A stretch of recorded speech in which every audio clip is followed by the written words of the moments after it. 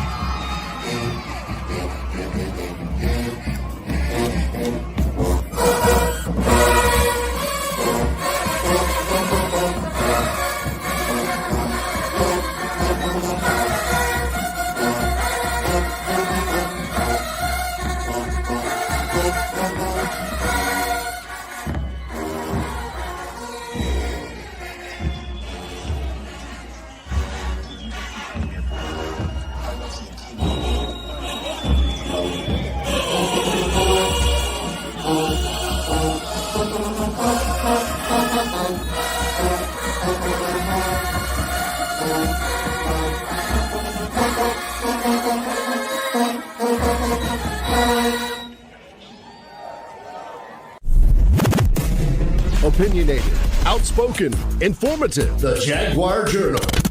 Your source for the latest information on Southern University sports and SWAC athletics. A Baton Rouge sports talk tradition.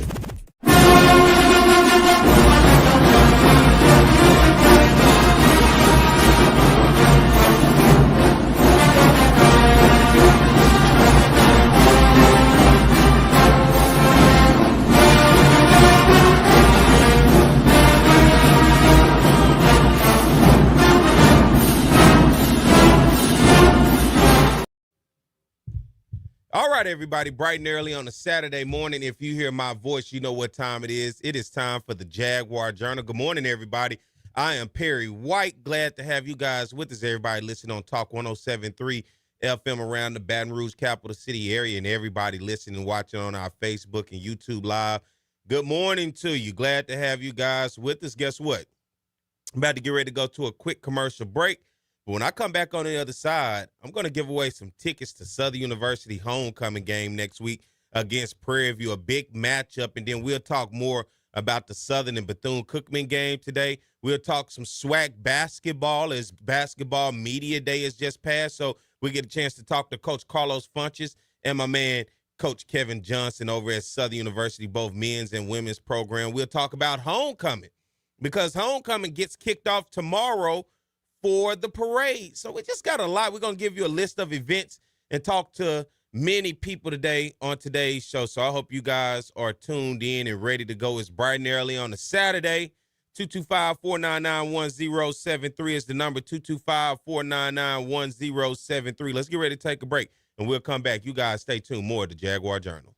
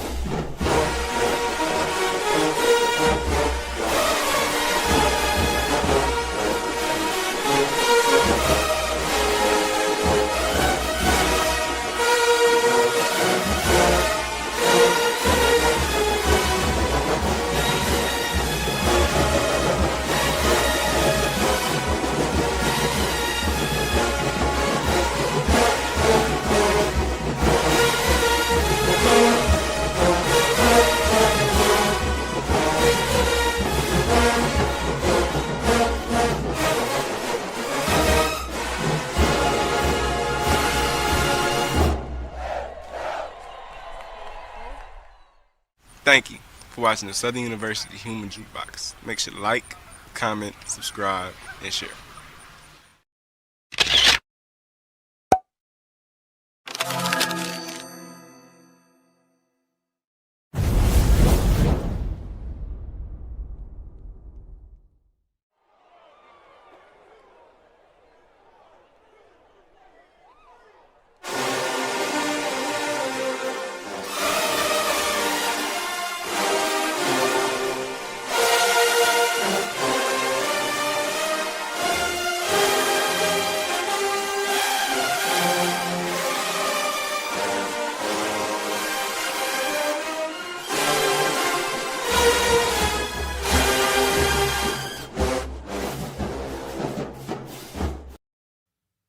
All right, everybody, we're back. It is the Jaguar Journal. Good morning to everybody. It is bright and early on a Saturday morning, 7:18 a.m. to be exact, as you guys get ready to get your day started. Southern takes on Bethune Cookman today.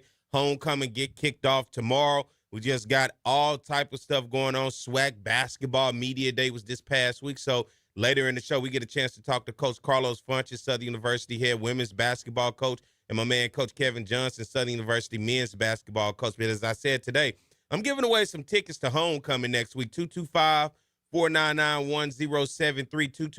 225-499-1073 if you want to go to Southern versus Bethune-Cookman next week at A.W. Mumford Stadium. It is Southern's homecoming. I don't know if anything can top last year's homecoming and the vibe that was going on against Alcorn, because for many people that I talked to, they said that that was the biggest homecoming that they had seen in a long time. And I can tell you, Southern has been doing homecoming the Saturday on game day for many, many years. It was so big, they said, we can't do that this year. We'll have to do the homecoming parade the Sunday leading up into the big game. And, man, what an amazing atmosphere and crowd it was last year. Southern and Alcorn battled for the SWAC West at A.W. Mumford Stadium for Southern University's homecoming. This year, Prairie View, who has a bye week today, will be coming in next week on the season. They are 4-2 and 3-0 in conference play. They've had some close games. One of those was just a week ago against Alcorn State. 13-12 was the final score. And as you can recall, they won on the last play of the game against Texas Southern in the Labor Day Classic to start the season with a 1-point victory. So Prairie View is almost similar to what Southern was last year, just hanging on, winning these close games, and just taking what you can, long as it's a W next to you in the win column. That seems to be Prairie View under first-year head coach Tremaine Jackson this year. Let's get ready to go to the phone lines. We got it's green, it's lighting up. Let's see what's going on this morning. Good morning. You are on the Jaguar Journal. Who am I speaking with? Good morning, Perry. This is Joe. Joe, what's going on? Not too much, man. I was taking a walk this morning and listening to you. Well, I appreciate you, Joe. And guess what? You must be trying to go to homecoming next week. I am. That means if you going to the game for free, the drink's on you. There you go. I got you, my brother. We rocking with Joe next week. He going to the game. Joe, man, congratulations. You won you some tickets to the game next week to Southern University versus Prairie View, man. I hope you enjoy yourself. Did you enjoy yourself at the Southern Jackson game? I did, Perry. I enjoyed myself considering, but it was good. What'd you think about the team, man? You had a chance to watch the game, and just your thoughts so far with Southern's football team. Well, I think we got a lot of work to do, and but other than that, hopefully today we come out with a W. Hopefully so, Joe. Hopefully so. Yeah. Because when I do my predictions a little bit later, I don't know. Well, I ain't gonna give it away, but people already know where I stand with this team. But Joe, I hope we get it done today. That's a long way to go to Daytona Beach, Florida, to come back and have an L next to you in that on that calendar, on that schedule. That's correct. So let's go Jags. Let's go Jags. All right, Joe, hold on the line.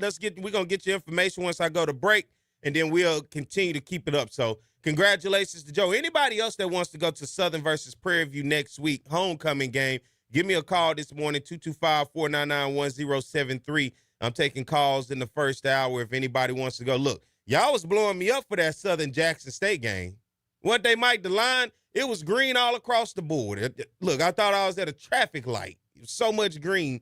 I guess y'all ain't trying to go to the homecoming game, or it's too early. I'm not sure really what it is, but Joe going. I know that much. Mike, you coming? You going to the game? Mike going to be at homecoming. I'll be at homecoming, and I'll be interested to see how that goes, especially this year with the homecoming parade being on a Sunday. I myself personally love the atmosphere of having that parade on Saturday leading up, but I myself, too, also understand why it needed to be moved and why it was moved, because so many people dealt with traffic last year. It became a traffic nightmare. Now, I will say, plenty of you out there, you wait to the last minute to go somewhere. You trying to show up fashionably late. You just want to pull up when you want to pull up. Listen, Mike learned the hard way one year. I said, Mike, huh? He said it wasn't even his fault, but he learned the hard way. I said, Mike, be here XYZ. There's a chance that the phone lines may not be good, so when you're trying to call me, it's over with. And that was homecoming, wasn't it, Mike? I found Mike hours later just because I ran into Reggie, and Reggie was like, Mike over there by the tailgate.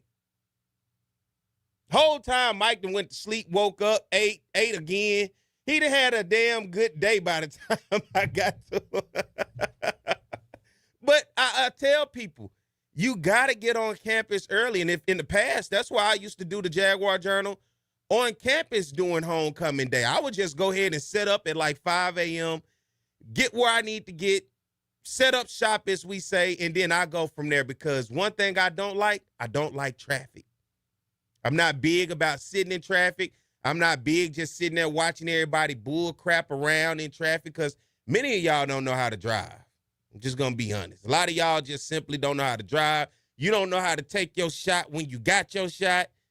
You're on your phone looking down, the line done been moved. You done let 3 more people cut in front of you. We ain't moved nowhere because you're distracted. Absolutely hate it. But I get to where I need to get. I set up shop. Don't call me saying, hey, man, I had somebody from Jackson State, not from actual Jackson State, but from the Jackson State game. Some people from Pine Bluff gave me a call. Say, man, we coming to the Southern Jackson game.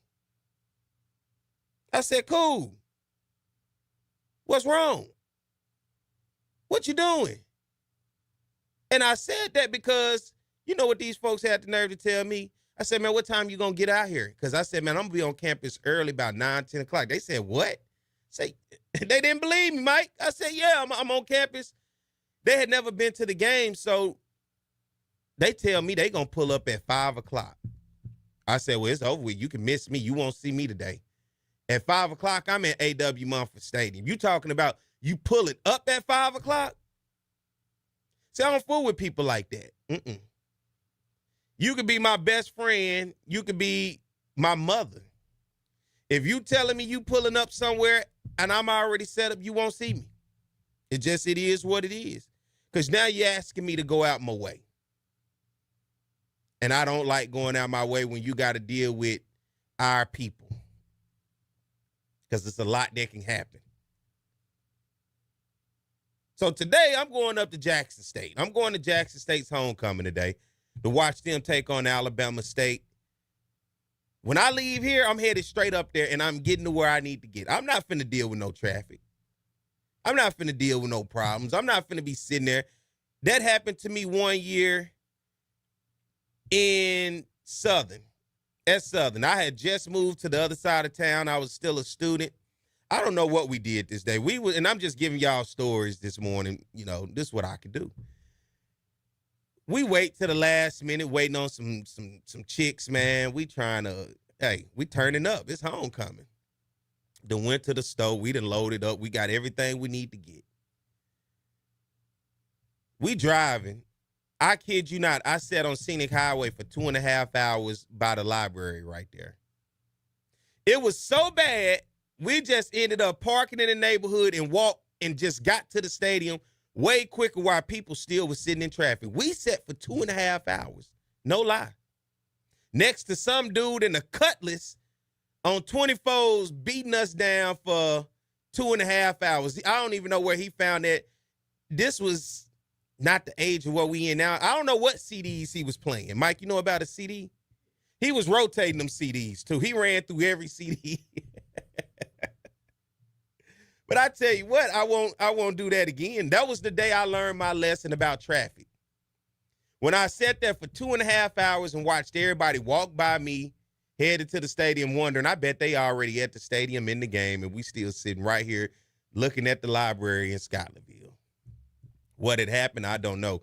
But thank God we made the decision to pull off to a little side street and say, let's just get out and walk. So I'm just letting y'all know. Get to where you need to get them and stop waiting to the last minute. Everybody want to flood in at the last minute, and they're going to do it next week for homecoming. I already know. I already know what y'all going to do. Last minute, you're going to pull into homecoming, trying to shake back from the night before.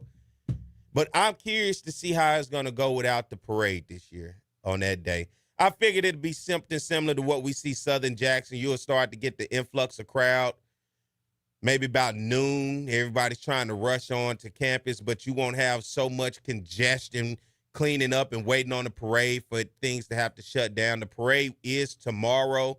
So, and I'll talk to you more about that here in just a minute. Let's get ready to take a break, everybody. We come back on the other side. We will talk about the parade and a list of homecoming events. If you're coming to town or if you're already in town, you want to know what's happening on campus, we're going to let you know what's happening on campus. So you guys stay tuned. We'll be right back. More of the Jaguar Journal.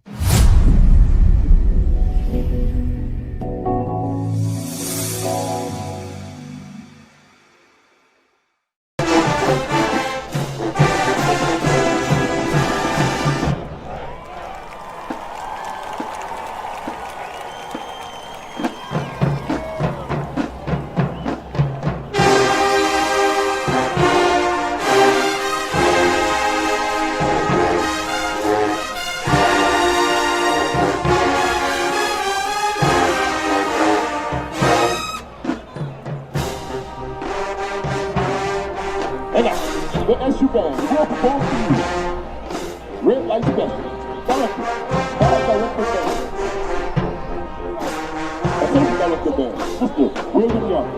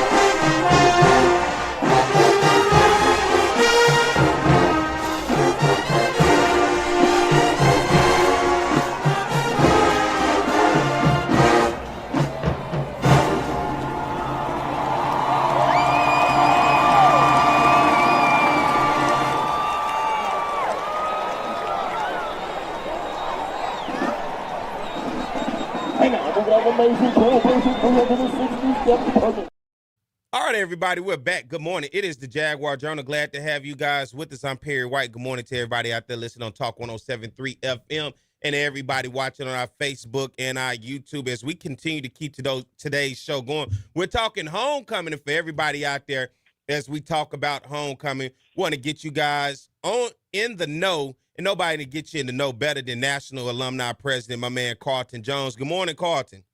Good morning, Perry. Good morning. How you doing? Doing good, man. You up, rising early? Man, I got my morning tea up here ready to go. Got a few notes for you. We'll share and this is the rest weekend before the big week. So, and it starts a little earlier this year. So you got to be prepared. Let's talk about it, getting prepared. Everything pops off, as they say. Gets kicked off tomorrow for the Southern University homecoming parade, man. Talk about the homecoming parade and everything that's going into that. Yeah, man, it's a few changes this year. Not many, but a few changes. And, of course, the parade is the biggest one. Last year we had a very, very packed homecoming, and administration had to make a few changes there to try to ease that crowd on Saturday. So, as you all know, those who are coming to town extra early this year, the parade is tomorrow, almost a week early, tomorrow at 1 p.m. And it's the same parade route. Starts on Harding, is going to end on Rosewood and near the Scotlandville High School. So that's one of the biggest changes we've got this year, a Sunday parade. But I'm looking forward to seeing a lot of Jaguars out there. A friend of mine, Brother Matt, is a Grand Marshal this year. So I think it's still going to be a really good event this Sunday, having the parade change. You guys doing the float in this parade, man? You going to be out there waving at the kids and the parents?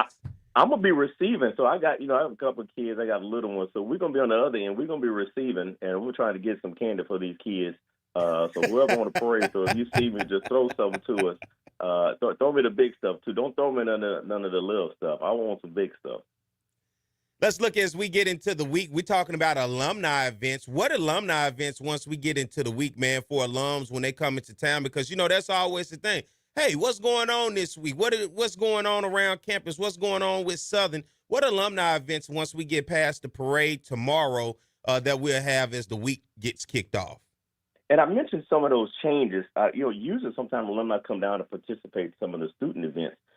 Some of them are going to be changed to just the student zone. So I don't know if they've mentioned that yet, but like the comedy show, the fashion show, and the concert, all of this just going to be the students. That's going to be one of the other changes this year. So just want to let everybody know when you're coming down, those events are going to be for students and student IDs only. But for our alumni, we get started later in the week with our alumni meet and greet with the students. It's going to be on Thursday about 11 a.m. So before we have any event, we're going to meet with the students, have a mixer. It's going to be in the event center at 11 a.m. On Thursday. An opportunity for those Jaguars that are coming in town to meet and greet with the students. Sean Inman, our STA president, done a really good job of being communicative about what's going on and what he'd like to do for his administration as far as tying alumni into matriculating these kids. So that's one of the great events. And then also later that evening on Thursday, we got something very special.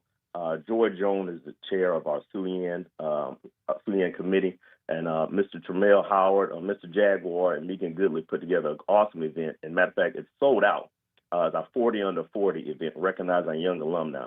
And I'm talking to one of our special awardees right now, Mr. Perry White. I who's appreciate done a great that. job. Great job, man. And I remember those on the yard days. You and Garrett, man, just hustling, doing your best to make a few dollars on campus. And look at you now. I got to say, look at you now. Well, I'll tell you, look at him now. He's doing something special, man. And I appreciate everything you do for Southern University. And you're going to be rewarded for that and recognized for that Thursday at our 40 Under 40 Awards Gala. So guys like you are what we're trying to identify, those Jaguars who've got a hold of that Jaguar spirit and continue to push the university's agenda forward. So we got that Thursday. And then Friday, going to end with our day party. That's normally our big culmination, little fellowship, a little meet and greet, little remembrance, little rewind in time. So we're going to be back next to the intramural building back at campus, 11 to 4 on Friday as our day party. So it's gotten grown bigger and bigger. We used to have it right in front of the alumni house. It'd be blocked off the whole block, and they didn't like that. So we're in the back of campus now just because how large the event has grown. So we're excited to have everyone back. Welcome back. Usually people only take Thursday and Friday off. So hopefully Thursday and Friday, you have opportunities to engage the alumni as well. Also Friday, we got the Gala on the Bluff. College of Business has the Gala on the Bluff as well.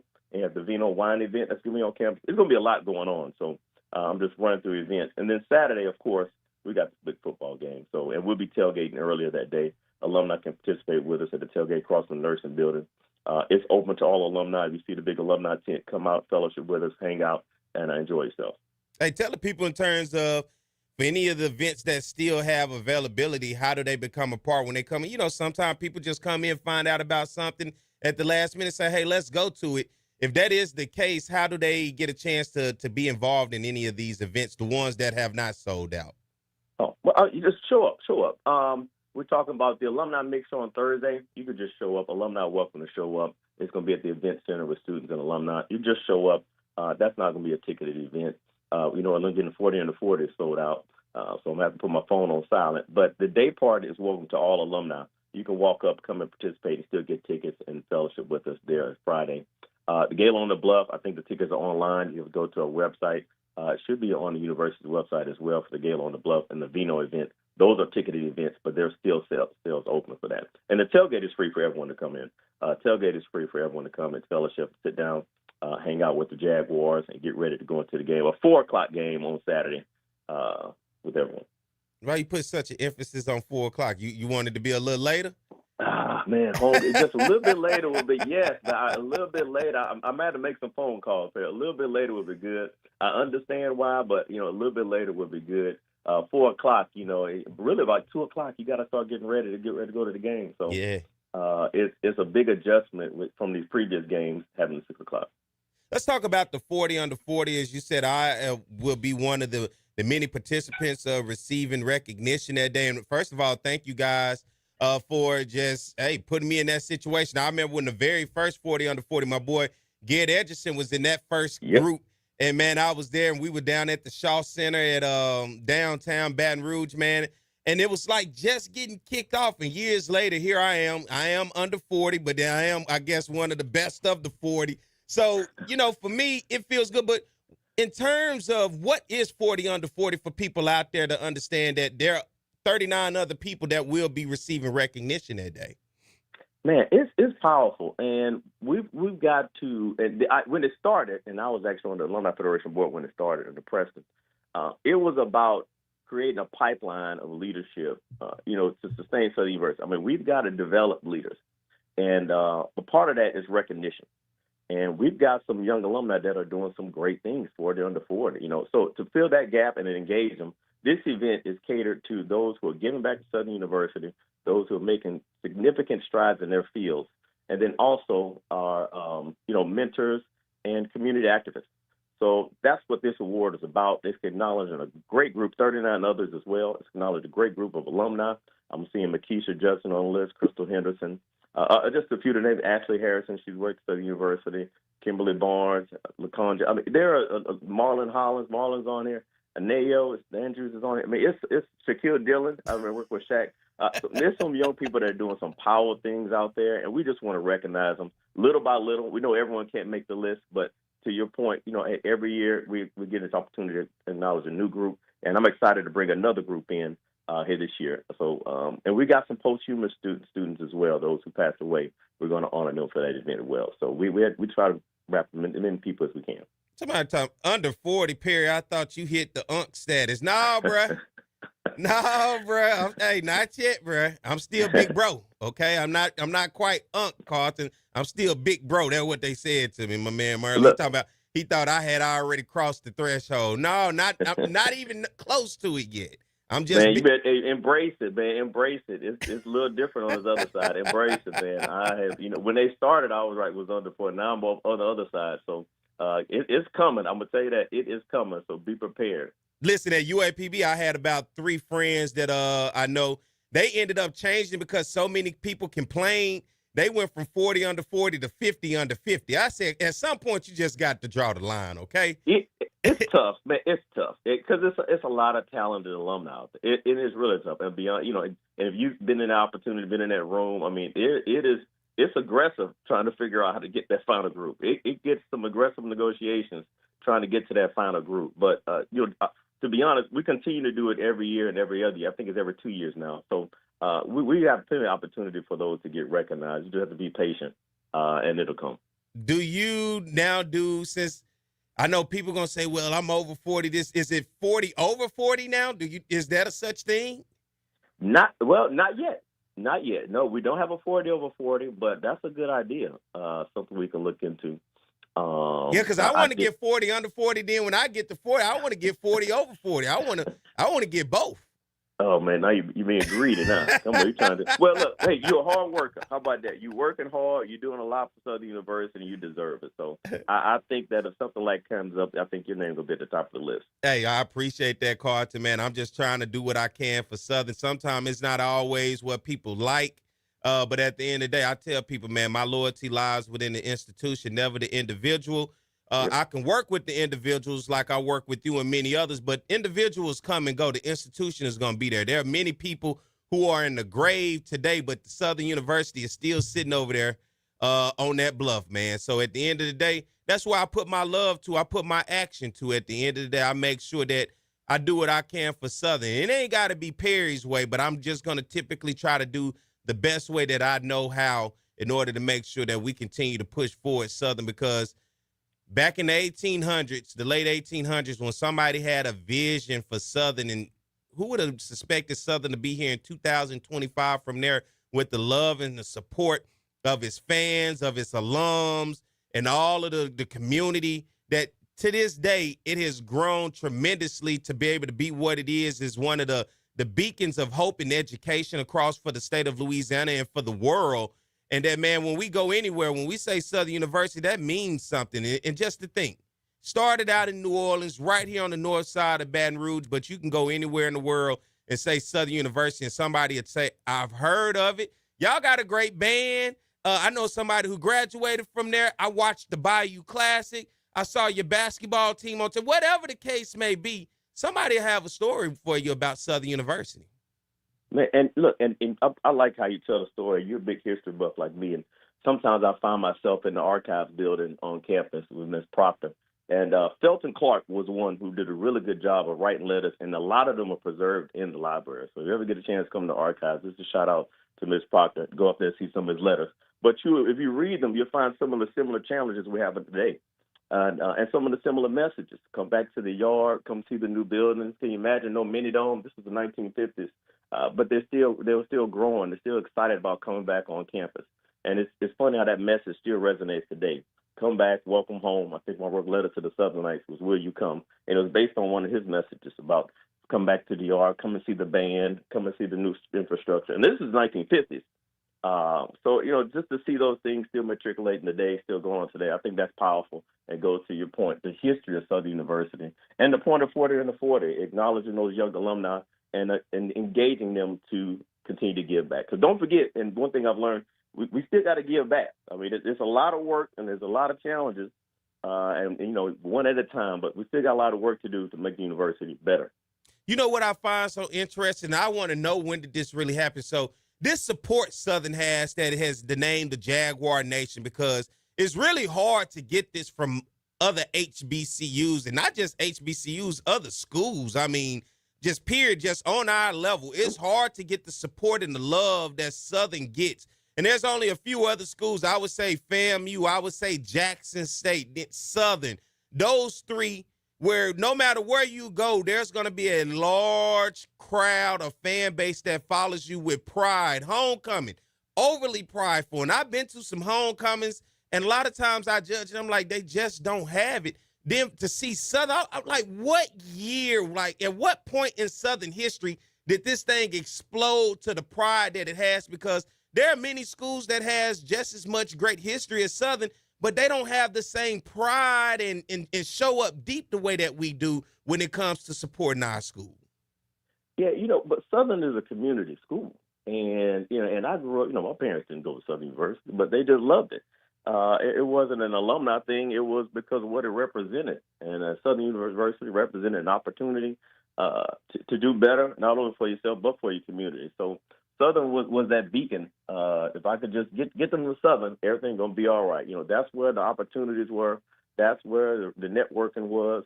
And especially for people like us, African American, I mean, that's where it was.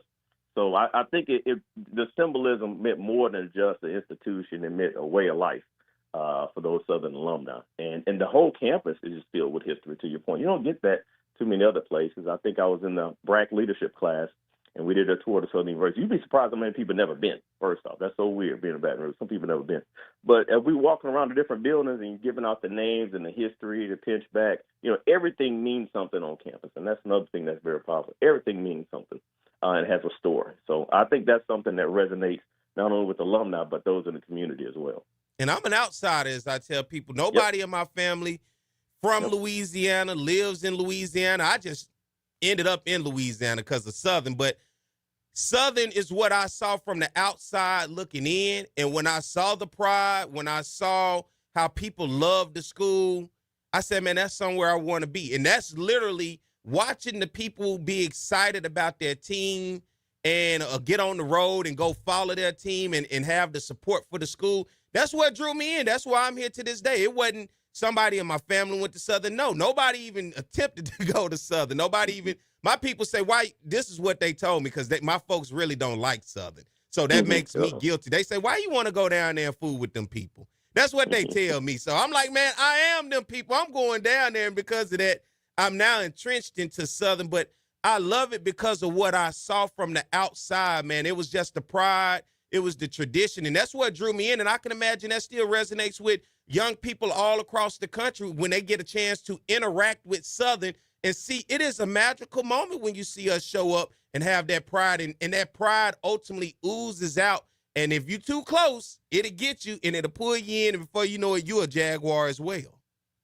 Man, and you see a lot of people, they have opinions and what we should do, what shouldn't do.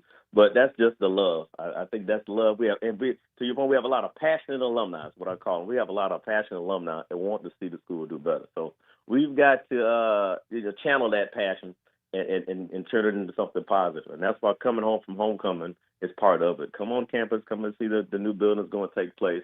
Come and meet some of your old friends. Come and meet the teachers and administrators. Come out and hang out with us this week, and then get renewed on what needs to be done at Southern University and how you can get engaged and help make it better. Homecoming, you walking down the strip, somebody say, Perry, what's up, man? I shake the hand, man, I ain't seen you in years, this, and that. Then we walk off, and that, they be like, who was that? I don't know who that was. I don't remember him. That happens all the time for homecoming. Somebody you probably went to school with, you just can't quite remember. You can't put a finger. It's just like, I don't know who that was. So you never see him again, man. You might be like, you never see him again. You saw him one time, but it made an impression on you. Well, look at that Jaguar. That's what it does for you. It made an impression on you. That's it. Carl, to give the people any information for the Southern University Alumni Federation, if they want to get a list of events, if they want to become a part of the Southern University Alumni Federation and join a chapter, anything else, give the people information before we get ready to get out of here. Hey, man, just check us out, www.sualumni.org. Contact our office. Our executive director, Darren Dixon's come on board last couple of years, done a great job of communicating. We got our newsletters and stuff going out. So you can join, get the information, all that on the website. Call the office, 225-771-4200. If you'd like to get more information, contact Director Dixon. And we're excited, man, to welcome you this week homecoming. All right, that is the voice of Carlton Jones. He's the National Alumni President for the Southern University Alumni Federation. Carlton, thank you, man, and get ready to see you for homecoming. Happy homecoming to you.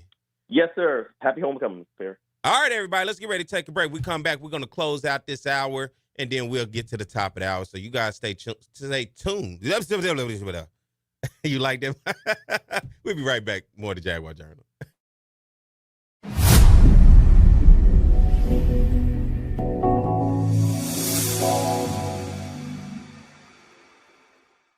All right, let's get into this HBCU top 5. First up, Barry, hit him with it. All right, man, my HBCU top 5. We are rocking and rolling. I'm loving where we at in the season. Coming in at number 5, South Carolina State, man. Look, they are continuously keeping themselves in the conversation. Chennis Berry is doing what he had to do, and guess what? They beat Savannah State. They did what they needed to do. That's why you scheduled them. I can accept it. And guess what? It's almost conference time. So to be 3-3 right now, they are in a good position. Chennis Berry, I think, it has the opportunity to have them to go on the run when it's time.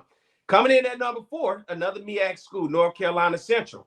They are getting themselves back on track. They kind of stumbled here and there with Old Dominion and New Hampshire, but now they're 4-2. Trey Oliver in this program, I think when you look at the MEAC, it is North Carolina and South Carolina State and North Carolina Central right now. But for me, they are the best team in the MEAC right now at 4-2, and they're the number 4 team in the nation. I like where they're headed. Currently, they are playing some really good football. Coming in at number 3, how about Prairie View? 1-point victory on the road on the reservation against Alcorn State. And the Panthers find themselves 4-2, 2-0 in conference play. They squeaked out a victory, and it's really 3-0. They squeaked out a victory against Texas Southern by 1 point. They squeaked out a victory against Alcorn by 1 point. Both on the road. They are currently in the driver's seat in the SWAC West. I like what Coach Tremaine Jackson is doing with Prairie View so far. They're my number 3 team. Now we go over to the SWAC East. Alabama State coming in at number 2. They got the victory they needed at homecoming against Bethune Cookman, putting up points. Andrew Body is doing this thing, and everybody else is playing very well. I like where Alabama State is right now. Alabama State is 4-1, 2-0 in conference play. Eddie Robinson Jr. has finally gotten the offense he's been praying and looking for. Now here it is, and it's coming down to the big game of the team that's number 1, Jackson State. Right now they play all 3 phases of the game better than anybody: offense, defense, and special teams. They've had a bye week to get ready for this big game, homecoming game against Alabama State. And this game is going to be good. They got past Southern. They got past Alabama A&M. Now here they are. And I like where they at. Now, to me, still right now, they're the number 1 team in black college football. So coming in at number 5, South Carolina State. Number 4, North Carolina Central. Number 3, Prairie View A&M. Number 2, Alabama State. And number 1 right now, Jackson State. Looking forward to this top 5, number 1 versus 2 matchup coming up this Saturday.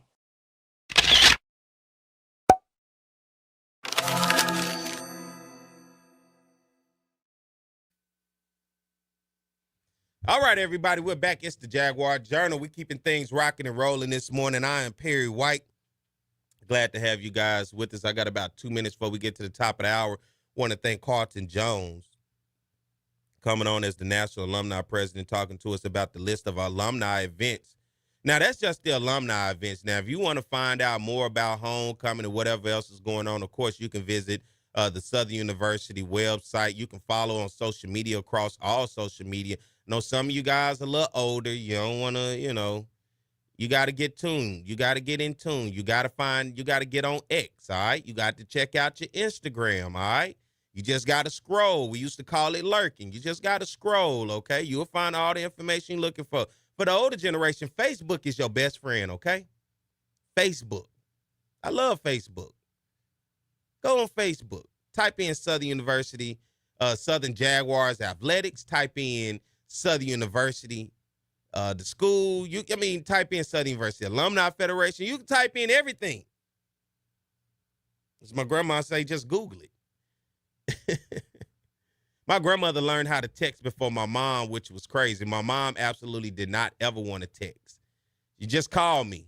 Then when she figured out text, it was over with. So for you guys, figure out social media. All the events are there, okay? List of homecoming events, and I'm looking forward to it. As Carlton said, I'm one of the recipients. I will be honored for the 40 under 40 this year, which I'm happy to be that. My boy Garrett already got it 1 year, so here I am, and man, that means a lot to me to be recognized, because Southern got a lot of alums, and just to pick 40 of them, we graduating thousands of young people every year. So to go through them and pick out 40 out of the thousands that's out there, man, I appreciate Southern, and I continue to do what I do, and I appreciate you guys because I do it for you guys. If it wasn't for you guys, why would I get up? That's why I was talking about the passion and the fan base. We can't do what we do right here at a lot of schools because nobody cares. Nobody would tune in. Nobody would even be listening. But for you guys to listen, I see people from all across the country who tune in on our YouTube and Facebook Live. I appreciate. Hey, I got to give a shout out to my boy Craig. Craig probably out in Daytona, but I'm going to give a shout out to Craig this week and next week. Craig said I continuously miss not giving him a shout out. Craig, if you're listening, my boy, and you over there in Daytona, shout out to you. That's my boy Craig. All right, let's get ready to get to the top of the hour. When I come back on the other side, we're going to talk some Southern University basketball as SWAC Media Day just passed. We're going to talk with Coach Carlos Funches, Coach Kevin Johnson. Then my boy Blue is going to join me. We're going to talk Southern, Bethune Cookman, as well as Alabama State, Jackson State. I'll be up in Jackson, Mississippi today for Jackson State's homecoming. I'm leaving after the show to go up for homecoming up there. So we got a whole great second half for you guys prepared. So you guys stay tuned. We'll be right back. More of the Jaguar Journal.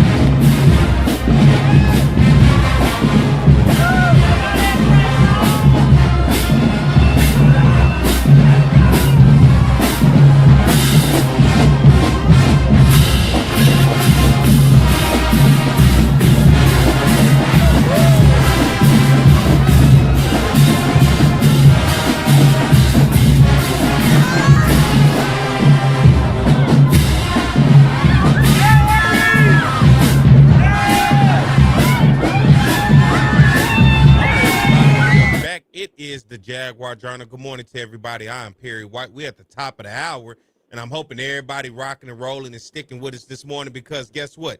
We're talking SWAC basketball. SWAC basketball media day just passed, and nobody better to talk about when we talk about SWAC basketball right here on the bluff at Southern University and Southern head men basketball coach, my man, Coach KJ, Coach Kevin Johnson. Good morning, Coach Johnson. Good morning, Terry. Once again, good to spend some time with you. Hey, man, look, and you are a busy guy, and I'm glad I get a chance to catch up with you. Let's talk about SWAC Basketball Media Day, an opportunity for you to showcase the team getting ready for the new season, man. And I want to start first when we're talking about getting ready for the new season.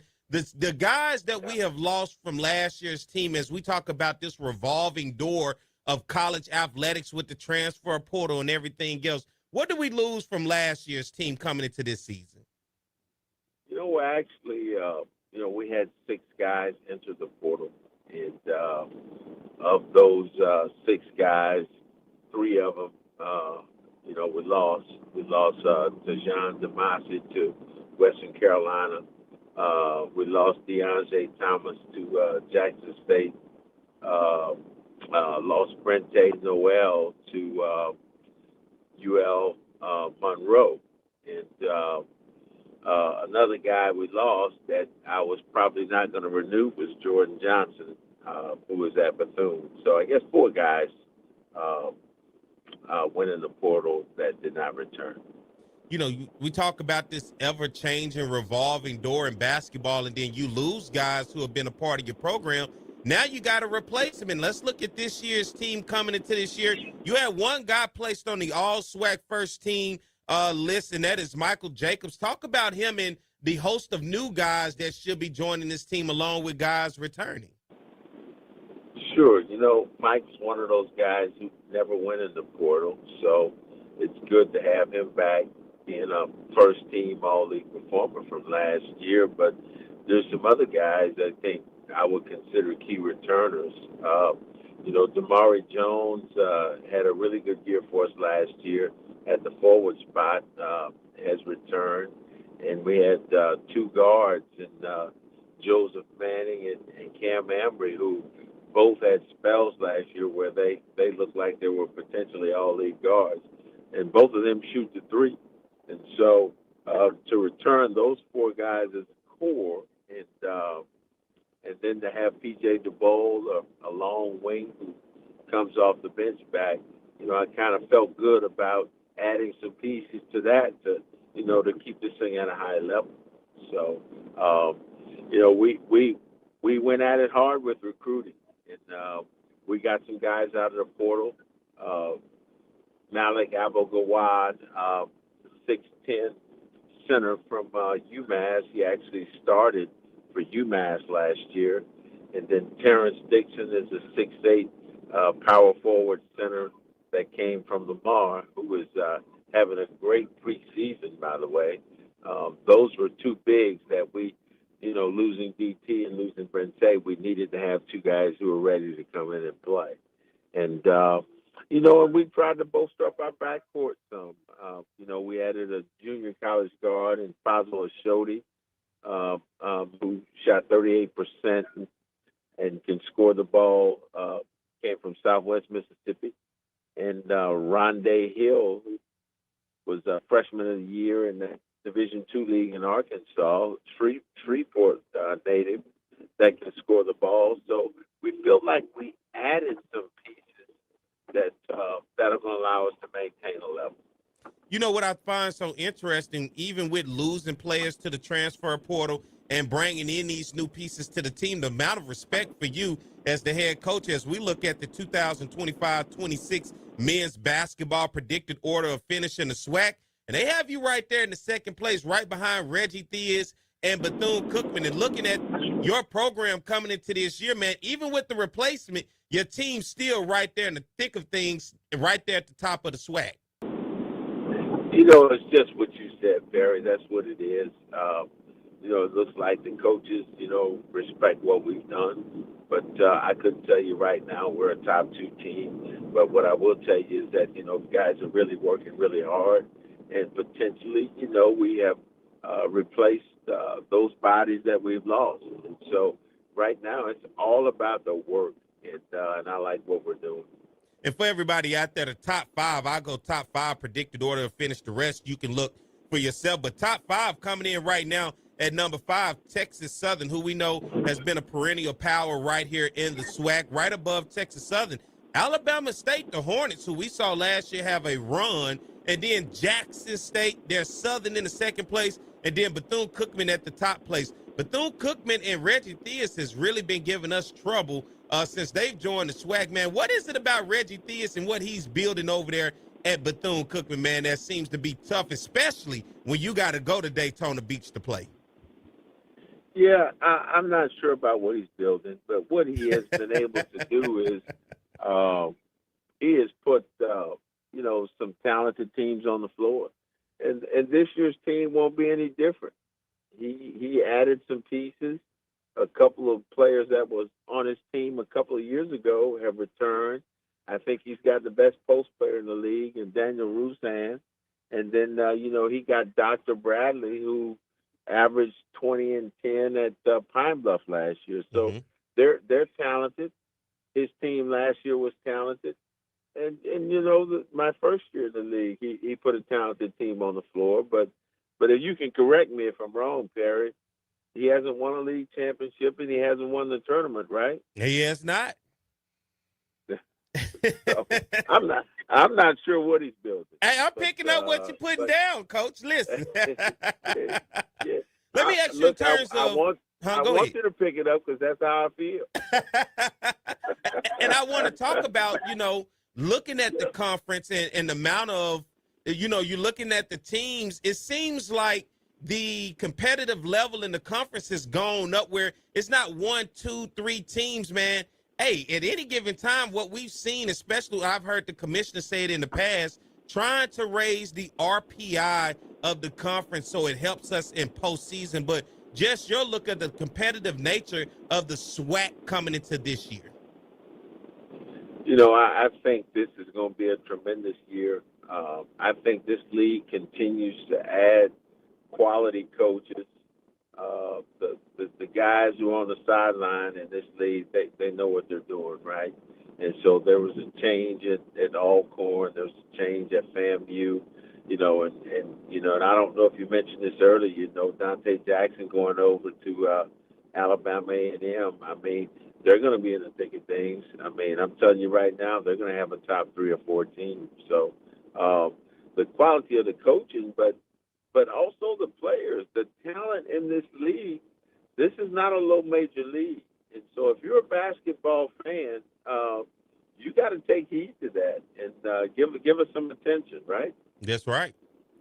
And for you, surviving the transfer portal, we talk about it in football a lot, but for you, basketball, man, because the roster is so much smaller, surviving the transfer portal and what it's like adapting as a coach in this new world of kids being able to, or young guys and women having that option to be able to move around at the rate that they do. Well, when you say that, a couple of things come to mind. One is you constantly have to, be in the game of recruiting your own players. And then you're going to have to also look at some other rosters. I can remember last year we were in Houston getting ready to play Texas Southern Prairie View. We ended up practicing at Rice. And so Rob Lanier, the head coach at Rice, he came over. He said, "Coach, you're welcome to use our facilities." He said, "But I want you to know something. I've seen every game you've played." And I was like, "What?" He said, "Yeah, I watched every game you played." And then it dawned on me, schools from the higher leagues, they're gonna watch the SWAC. They're gonna watch some of these other leagues because there might be a player that we have that they can poach, right? And so that's what this is done. That's what it's turned recruiting into. Not only do you have to watch your own roster, you have to constantly be communicating with your own players, but you're going to be watching the rosters of other teams, and that's the new landscape, Barry. And you're talking about constantly recruiting the guys on your own team and watching out. Talk about the guys that are going to be helping you in terms of coaches on this year's staff that are going to be recruiting the guys for the future and re-recruiting the players already on the team and helping you guys be successful this year. And so that's one of the things that we're currently adjusting to. So we got almost an entirely new staff. We did retain Jethro Hillman, who's, I love having him around. Not only is he a veteran in the SWAC, he's a veteran at Southern University, right? Mm-hmm. But we got three other guys who are new. Philip Shumpert spent the last a few years at University of Louisiana Lafayette, but he's certainly no stranger to the South and the SWAC. He was assistant on one of Jackson State's championship teams. And so I'm really thrilled to have Philip here helping us this year. And I got two young guys, and Shambari Phillips, an Atlanta native who's already made some impact recruiting Atlanta, added to the staff. And then the last guy would be Brennan Dumas, who is a Louisiana native from Opelousas.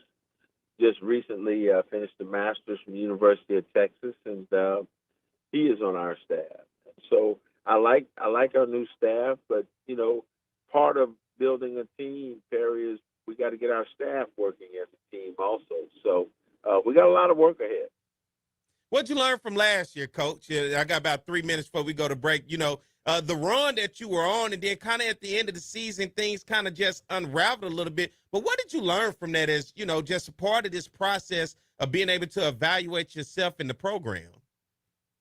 Yeah, I don't certainly look at it like things unravel. I think to go through this league and to finish with a 15-3 record, man, that is but that's tremendous accomplishment, right? Mm-hmm. And we go into the tournament and are faced with our opponent that we've already beaten twice. You have to beat them a third time to move on.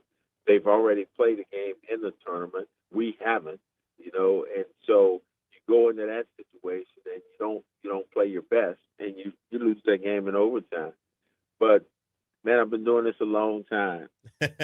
There are steps to the building process, right? Mm-hmm. There's certain things you gotta go through to get to the next step, and that's what I feel about the end of last year. But a tremendous season.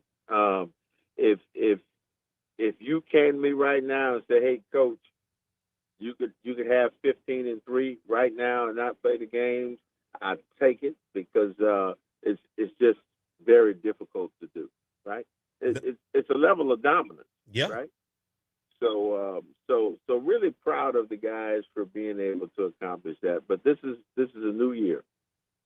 Well, Coach, I appreciate you for all that you do with the program, and we know it's hard work, and you're willing to put in the work, man. And I appreciate you for taking the time this morning to come on and speak with us and give us a heads up with the program. And trust me, as we inch closer, because basketball season is upon us. I mean, we're literally knocking at the door, and the fact that you just had media day, you had one guy named to the all-SWAC team, you picked second. We're going to be right here like we were last year, every step of the way, keeping up with you through your non-conference, and then as you get into conference, and then just keeping up with the team and letting people know what can they do to be a part of, to be able to see it through, to help you be financially straight with the program, because we know at the end of the day, it takes some money to move some stuff these days, but we just want to make sure that the people out there are able to give you all the support that you need right here at Southern University to be successful, Coach.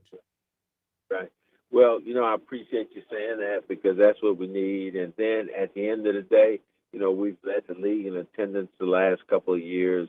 And look, we don't win some of these close games without the fans. And we know we got the best fans. So let's keep that F.G. Clark Activity Center. Let's keep it hot, Perry. Let's keep it hot. Let's keep it hot. Everybody out there, if you hear the voice, it is the voice of the head basketball coach, men's basketball coach at Southern University, my man, Coach Kevin Johnson, as they call him, Coach KJ. Thank you, Coach. I appreciate you this morning. Thanks for having me, Perry. We'll do it again soon. Yes, sir. All right, everybody, let's get ready to take a break. When we come back on the other side, we'll talk some SWAC women's basketball, particularly right here at Southern. You guys stay tuned. We'll be right back. More of the Jaguar Journal.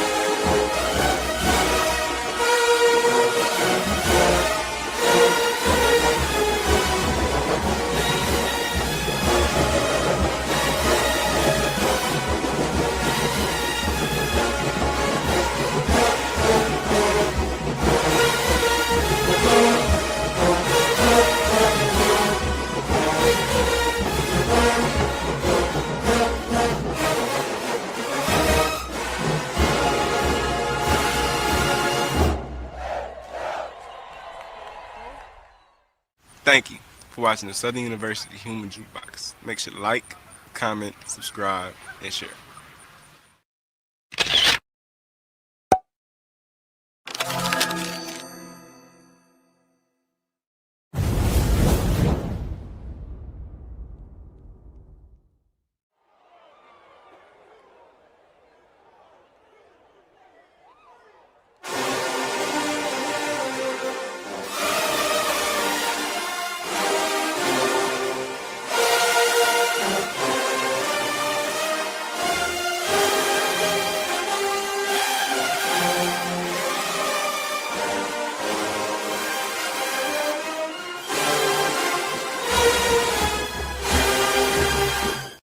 All right, everybody, we are back. It is the Jaguar Journal. Good morning to you, everyone. Glad to have you guys with us. We're talking SWAC basketball today because SWAC Basketball Media Day has just passed us. And now because we're here at Southern University, we're going to talk about our team and especially the SWAC champions from last year, right? Nobody better than talk about on the women's side than the SWAC champion head basketball coach himself at Southern University, my man, Coach Carlos Funches. Good morning, Coach Funches. Good morning, Perry. How are you doing, sir? I'm doing well, man. Now I got you on the phone, man. Hey, I'm talking to a champion. Well, it's almost time for us to kick it off again. It is almost time to kick it off. Know it. Yes, sir. I mean, this summer just zoomed by, so it's ready. We're ready to get started. Hopefully, have another successful season.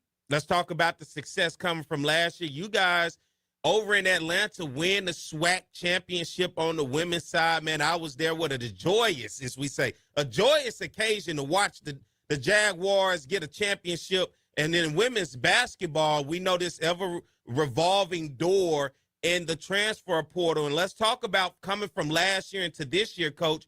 What players have we lost from last year's team, whether it's transfer portal or whether it's graduation coming into this season?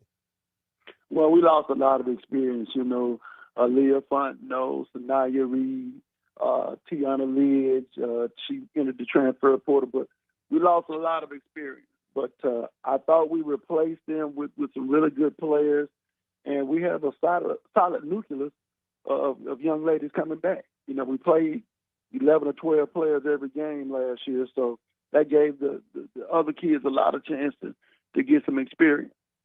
We talk about losing those players, but then, re-recruiting. Always not only recruiting your own players, re-recruiting them, but going out and finding players to be a part of this program. And you have found a way to do this year in and year out. Who are some names of some new players that are going to be a part of this program, as well as for Jaguar fans out there, some reoccurring names from last year's team that ought to be familiar to them? Well, the new kids we have coming in, we have Michaela Cunningham. She'll be playing that point guard position. I think the fans are really going to love her. I mean, she's a big guard. She's explosive.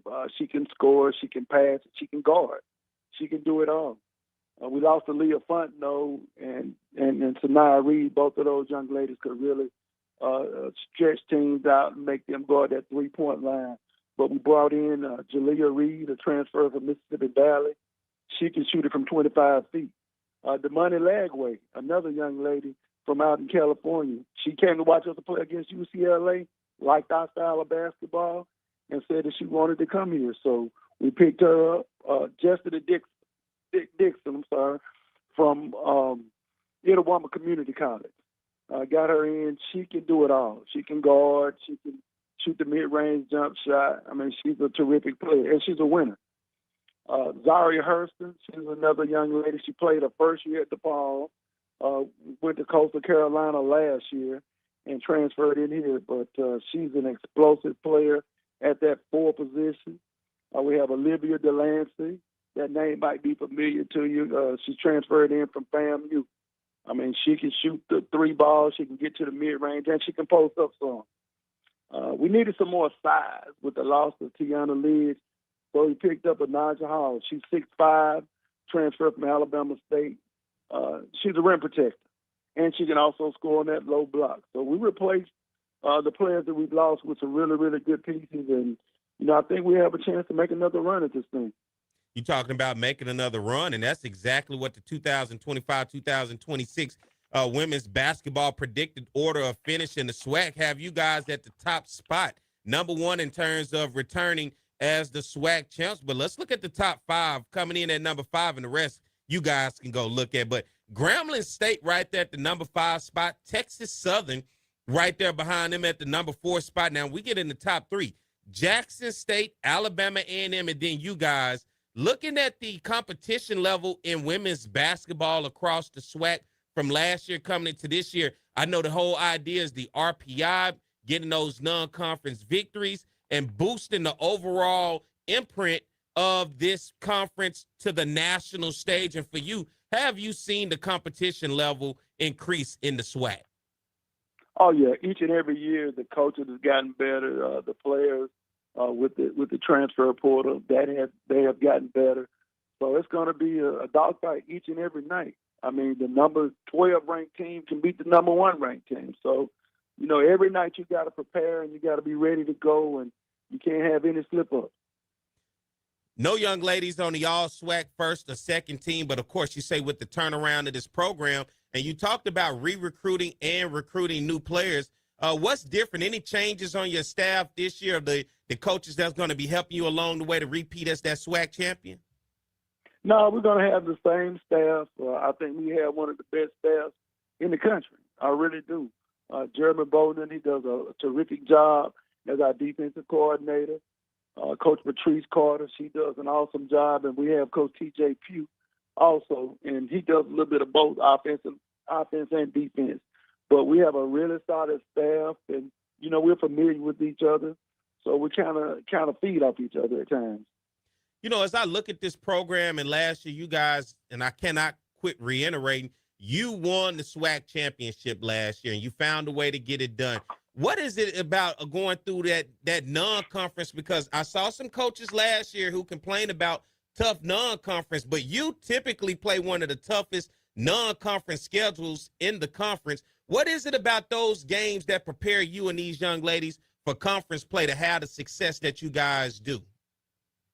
Well, we play teams that play a lot of different styles of basketball. Some of them play zone, some of them press and push up, play man-to-man, and everybody has size, when we play against some of these Power 4 schools. So, they just bring a different dynamic. By the time you hit conference, you should be ready to go and battle test it. So we go out and just try to improve each and every night, regardless of who the opponent is, and just trying to get better. We look for the small victories. You may not win the game, but you look for things like execution on both ends of the court and boxing out and just doing the little things. Just making winning plays. That's what I call them. And then as we transition, once you get from regular season to conference tournament, you found yourself in a situation no other team was able to do in the SWAC. You were in the NCAA tournament. Talk about that tournament experience and going against teams. And when you talk about the field of the best in the country, for you guys, what preparation was like, because you won that first 4-game in and then went on to take on number 1 seed UCLA. Just that entire experience for you as a coach, but nonetheless preparing for that and what that does for you, your staff, and your team. Well, you just want to go out and be ready each and every night. We prepare for UCLA just like we would against Mississippi Valley or Alcorn or any team in the conference. Our preparation never changes. We go out, we get ready, we watch film, we do our stretching, we get our game plan. So when it comes to, playing these bigger teams or playing within the conference or outside the conference, we never change. We prepare for each and every game to win. Regardless of what happens, our preparation and the time that we put into our preparation is going to always be there. When you get that opportunity to showcase your brand and the talent on the national stage the way that you guys did, just like you said, you got a young lady joining the team who saw you guys take on UCLA. But overall, what does that do for the footprint of Southern University recruiting when you were able to do it at the highest level at the rate that you guys have done when it comes to recruiting? Well, when you go out and you play on national television, that just really puts your brand out there and increases the notoriety, not just for women's basketball, but for Southern University. That the fans are always great wherever we go. I mean, wherever we travel, anywhere in the country, there's going to be a Southern alumni base there. So, you know, we just continue to try to do the right things and graduate our kids. We have a 100% graduation rate over the last 7 years. So we look to continue that streak as well. You know, they're getting the job done both on and off the court, and we want to be a product that Southern University is going to be proud of. You know, as you evaluate the players, you say, hey, this player fits our style. Hey, this player could be significant to our program. When you look at yourself and evaluate yourself from last year coming into this year, and you peel back the layer, you look in the mirror, what did you see as you evaluated yourself and learned from last year coming into this year? Well, we just want to keep evolving with the game, number one, both from a recruiting aspect. And I brought a gentleman in this year to help us install a motion offense. So we're going to do some different things this year. I thought we needed to get more movement on the offensive side. Depending on what lineup we had in, we might not have people that could just take you off the dribble and things like that. So we wanted to put something in that, you know, we could put a bigger lineup in and play two bigs at one time, things like that. But just evolving with the game and not just staying with the same old stuff and trying to get better from a coaching aspect as well as, you know, getting our players in here and being able to do some different things. So I thought we did that this summer. We're on the right track. We've been working since June the 3rd, prepared to try to win another championship. And the work ethic that these young ladies have is off the charts. And we're going to try to make another run at this. Well, Coach, I appreciate you for coming on this morning and being able to have an opportunity to talk to me. It's not every day I get to talk to a champion, but you are a champion at Southern University. You guys won the SWAC basketball title last year on the women's side, man, and congratulations once again to you and your staff for the tremendous work that you guys do. And I know it can be tough when we talk about schools sometime with the low resources, and we had this conversation last year talking about this ever-changing world, not just the transfer portal, but then we had discussed that NIL, and I know that still is the thing out there, man. What is that like real quick, about 3 minutes, that NIL world out there for you? It's tough. It's tough. You know, we don't have the money. We don't have the money and the resources to offer kids $40,000 or $45,000 to come to school here.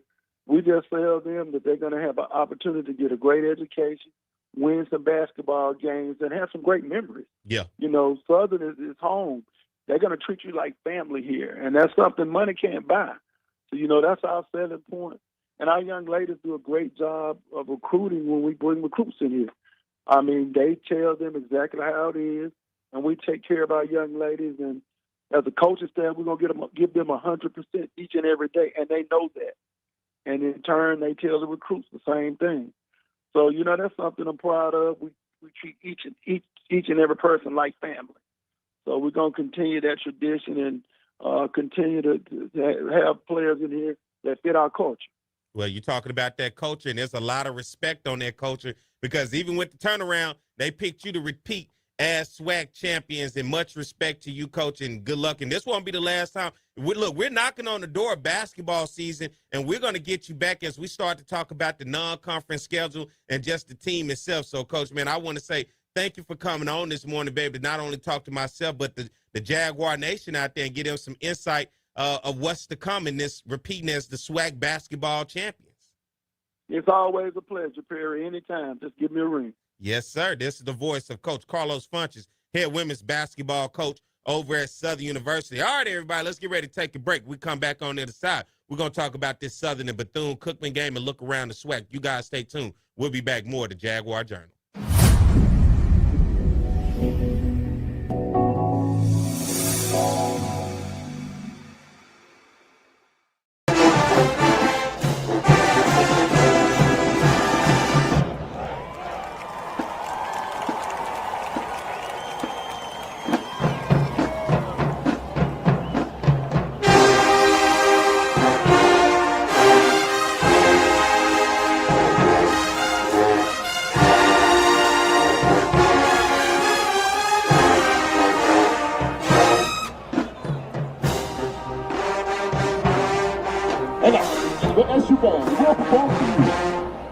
Red light special.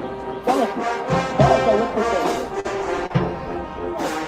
Assistant director band. Mr. William Young.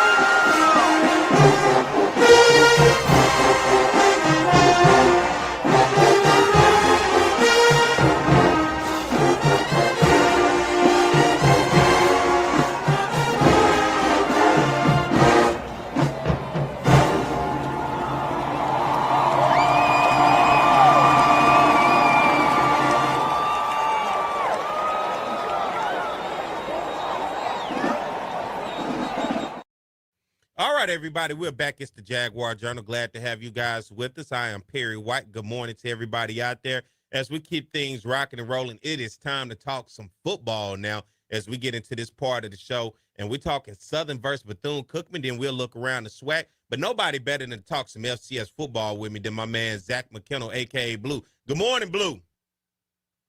Good morning, Perry. Man, glad to be back on the show, man. Man, always a pleasure to have you on. And let's jump right into it. Man, let's talk about Southern versus Bethune-Cookman. Southern had a bye week last week, chance to lick their wounds after a tough loss at home to Jackson State, but Bethune-Cookman kept things rolling. They were on the road taking on Alabama State up in Montgomery, Alabama, and it was Alabama State's homecoming. Alabama State had this thing in hand early, but Bethune-Cookman did not give up in this ball game as they battled back.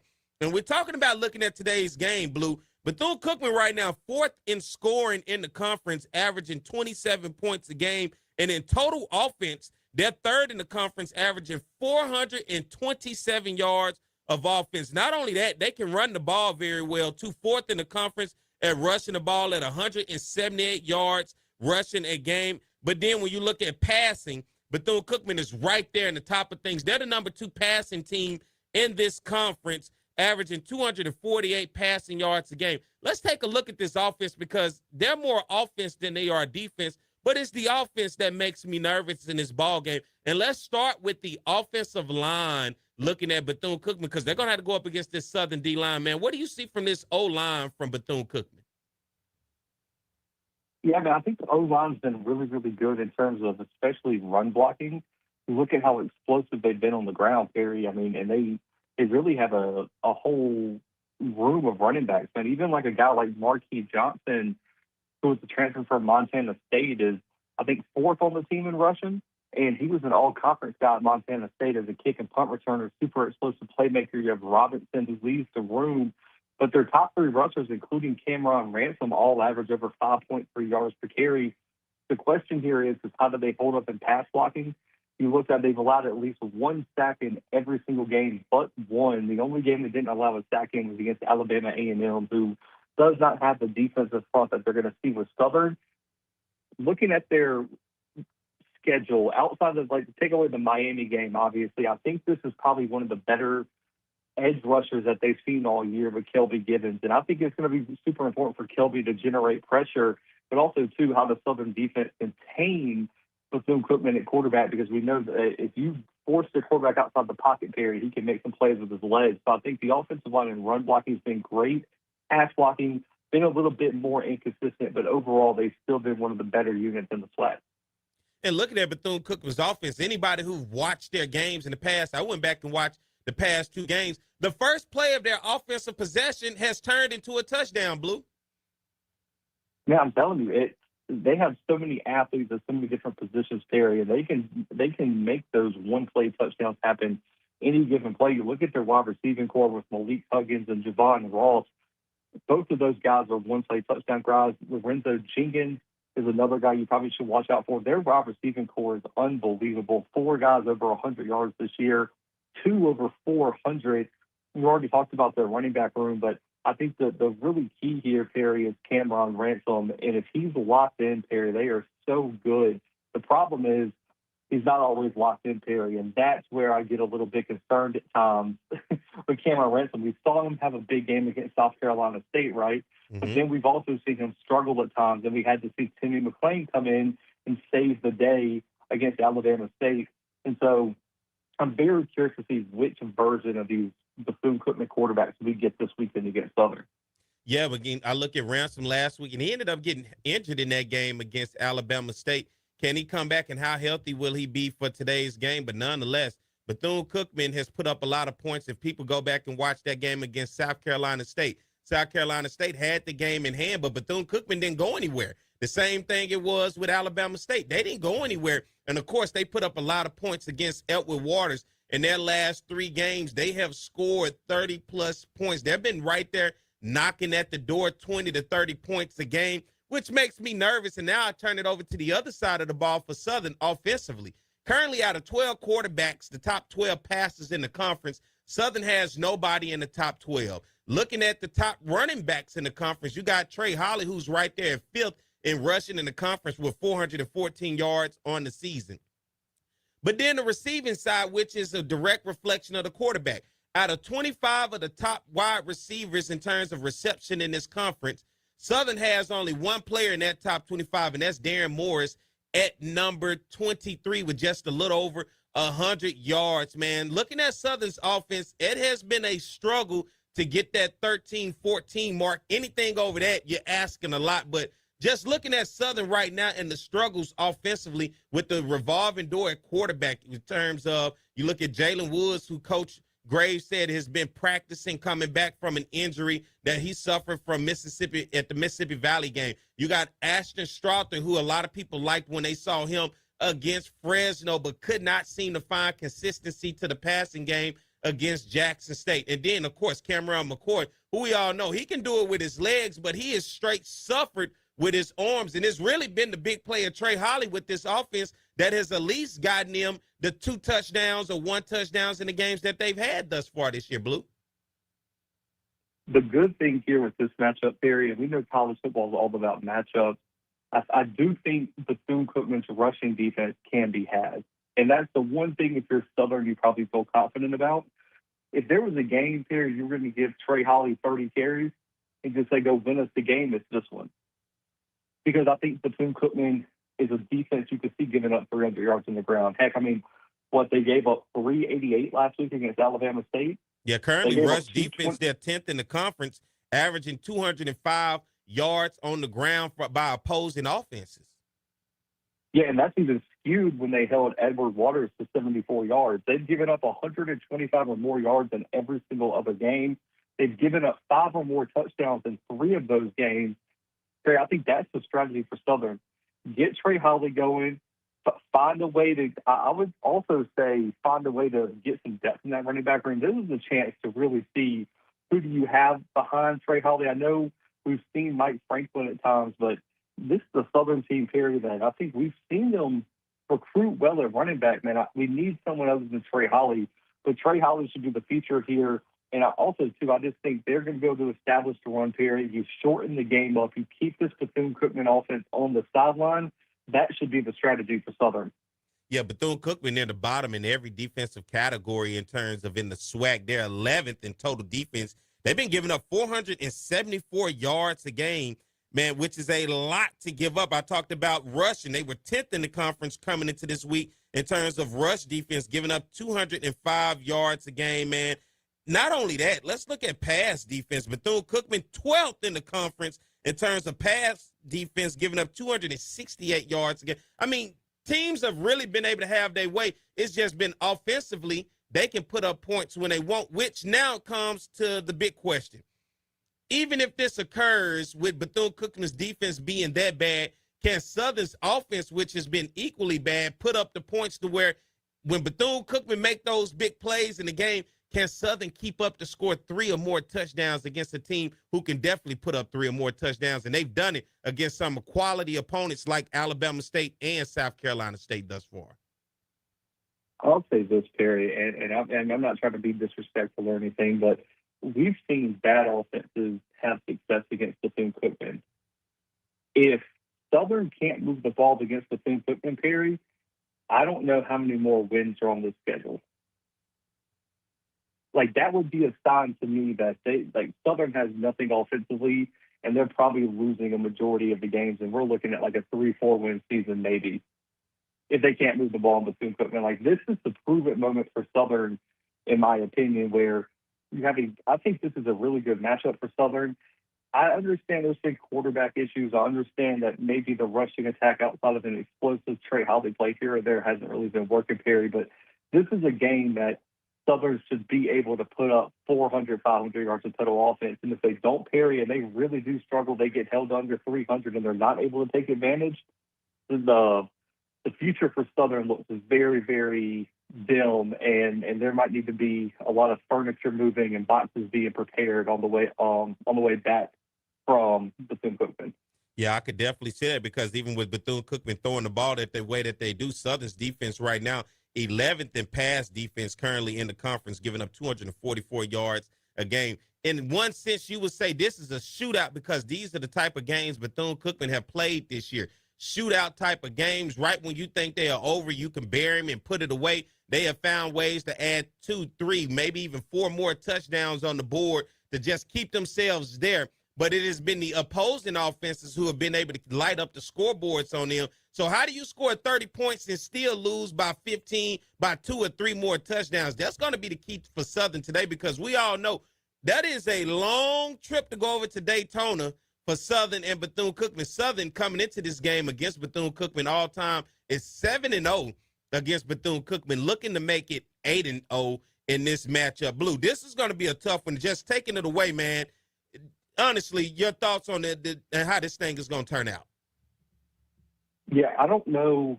Like, I haven't seen a spread theory yet. Just getting up this morning, I haven't had to check the spreads. But the one I saw earlier this week actually had Bethune as like a 13-point favorite in this one. Jesus. And I just don't see that I just don't see that happening, Terry. I actually have Southern winning this game, and I have Southern winning this game by 10 to 14 points. You should have saw Mike's face when you said that. Mike looked up, and I can't use the word Mike used, but I feel what he means.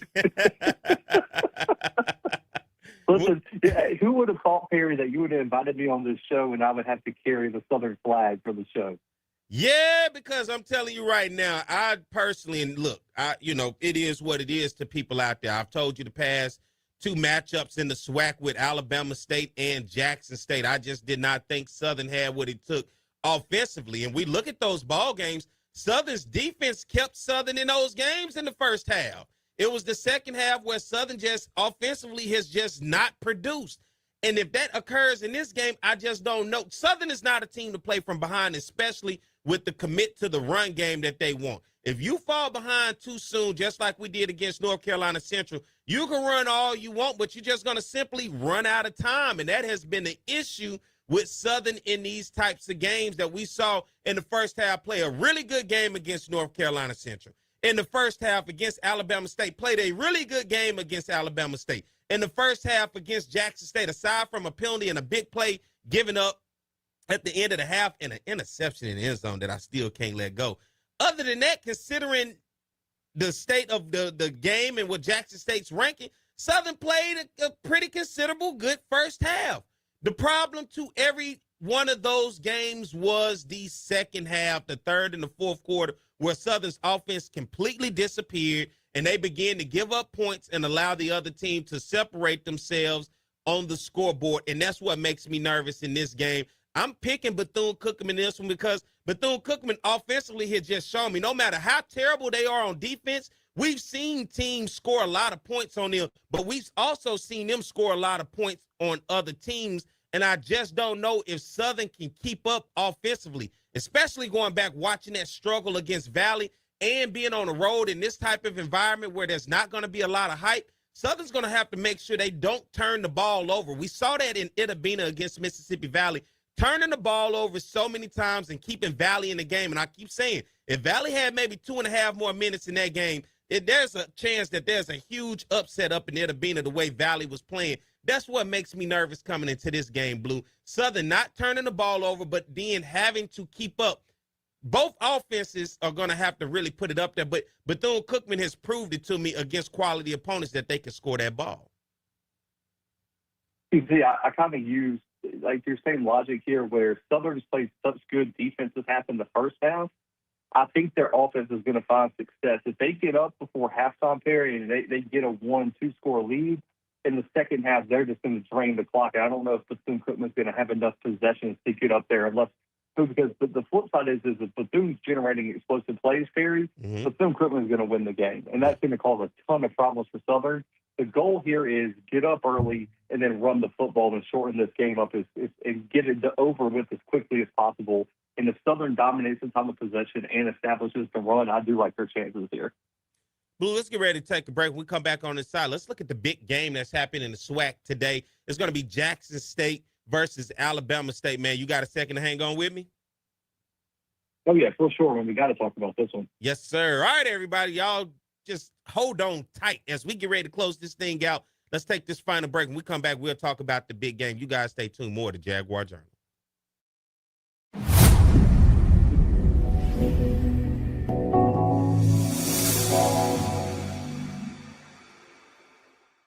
All right, let's get into this HBCU top 5. First up, Perry hit him with it. All right, man, my HBCU top 5. We are rocking and rolling. I'm loving where we at in the season. Coming in at number 5, South Carolina State, man. Look, they are continuously keeping themselves in the conversation. Chennis Berry is doing what he had to do, and guess what? They beat Savannah State. They did what they needed to do. That's why you scheduled them. I can accept it. And guess what? It's almost conference time. So to be 3-3 right now, they're in a good position. Chennis Berry, I think, it has the opportunity to have them to go on the run when it's time. Coming in at number 4, another MEAC school, North Carolina Central. They are getting themselves back on track. They kind of stumbled here and there with Old Dominion and New Hampshire, but now they're 4-2. Trey Oliver in this program, I think when you look at the MEAC, it is North Carolina and South Carolina State and North Carolina Central right now. But for me, they are the best team in the MEAC right now at 4-2, and they're the number 4 team in the nation. I like where they're headed. Currently, they are playing some really good football. Coming in at number 3, how about Prairie View? 1-point victory on the road on the reservation against Alcorn State, and the Panthers find themselves 4-2, 2-0 in conference play. They squeaked out a victory, and it's really 3-0. They squeaked out a victory against Texas Southern by 1 point. They squeaked out a victory against Alcorn by 1 point. Both on the road. They are currently in the driver's seat in the SWAC West. I like what Coach Tremaine Jackson is doing with Prairie View so far. They're my number 3 team. Now we go over to the SWAC East. Alabama State coming in at number 2. They got the victory they needed at homecoming against Bethune Cookman, putting up points. Andrew Body is doing his thing, and everybody else is playing very well. I like where Alabama State is right now. Alabama State is 4-1, 2-0 in conference play. Eddie Robinson Jr. has finally gotten the offense he's been praying and looking for. Now here it is, and it's coming down to the big game of the team that's number 1, Jackson State. Right now, they play all 3 phases of the game better than anybody: offense, defense, and special teams. They've had a bye week to get ready for this big game, homecoming game against Alabama State, and this game is going to be good. They got past Southern. They got past Alabama A&M. Now here they are. And I like where they at. And to me, still right now, they're the number 1 team in black college football. So coming in at number 5, South Carolina State. Number 4, North Carolina Central. Number 3, Prairie View A&M. Number 2, Alabama State. And number 1 right now, Jackson State. Looking forward to this top 5, number 1 versus 2 matchup coming up this Saturday.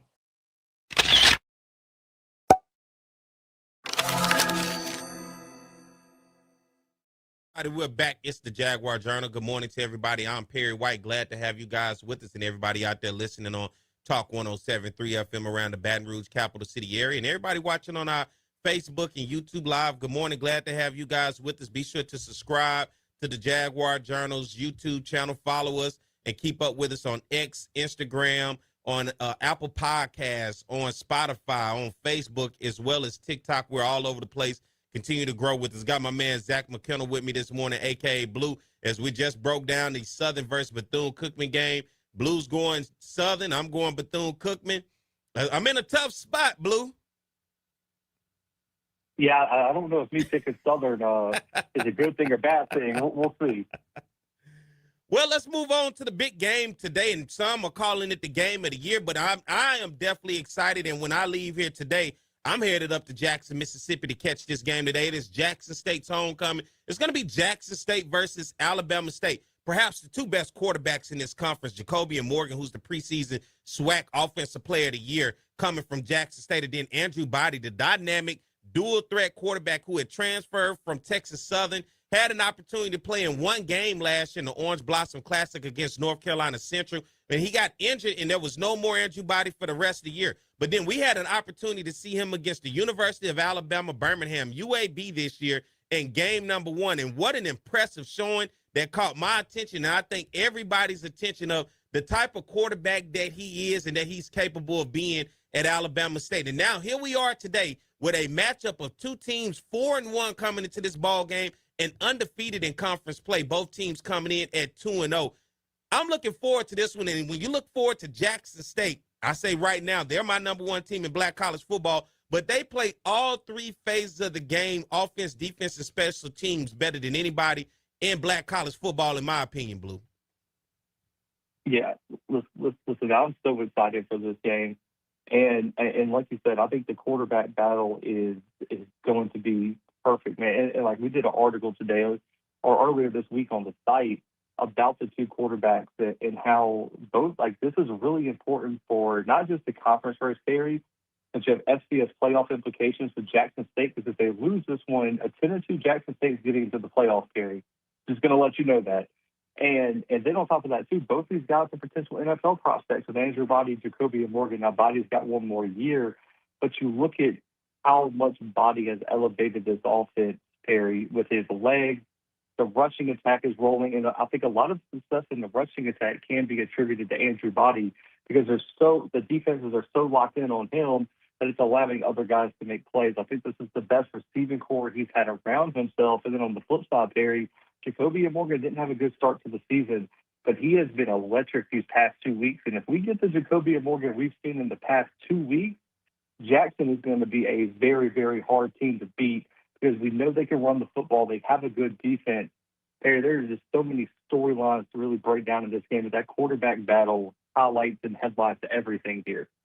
Got about 4 to 5 minutes before we got to get ready to cut this thing off. But let's look at defensively. This is not the Bama State defense we've seen in the past few years, but they definitely have the offense they've been looking for the past few years. But defensively, Jackson State is a little bit more sound than what we've seen Alabama State in the past coming into this one. Yeah, I mean, I don't think it's been a bad period. I just don't think it's been as dominant as we're used to seeing. I actually think the pass defense has been better than people have maybe given it credit for. I think it's a little bit skewed because outside of UAB and outside of that Bethune game, they've held all three of their other opponents to under 175 passing yards, including FAMU and Southern.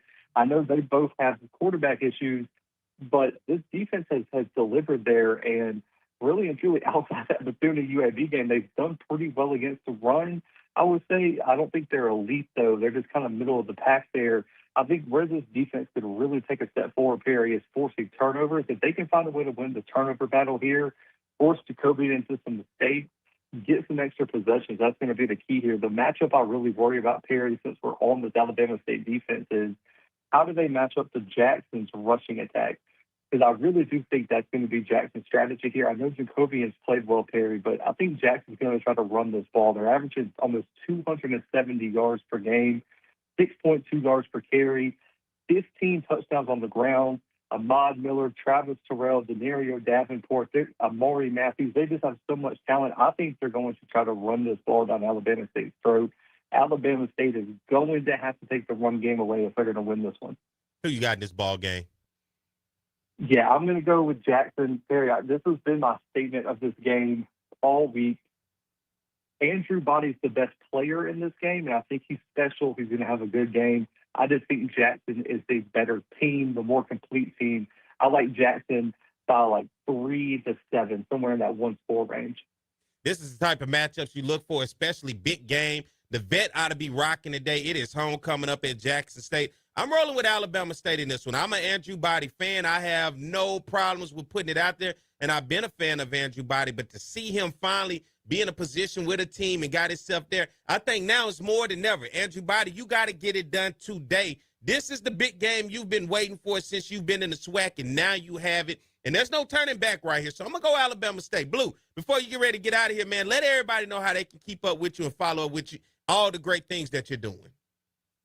Yeah, man, FCS Football Central on si.com/college/FCS, the Blue Bloods on YouTube, all podcast streaming platforms, man. Perry, appreciate it again, my man, and have fun down there in Jackson, man, at homecoming today. I'm going to try, man. I'm going to have to duck and dodge, man, but I'm going to try to have some fun, man. Appreciate you, Blue.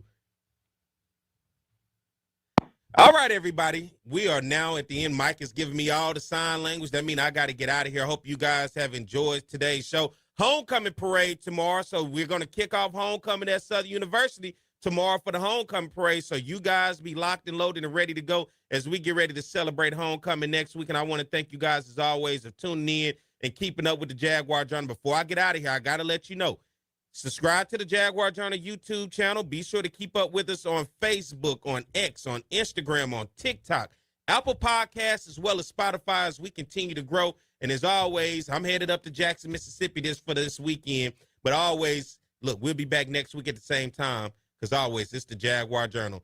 Happy homecoming. I'll see you guys next week, all right?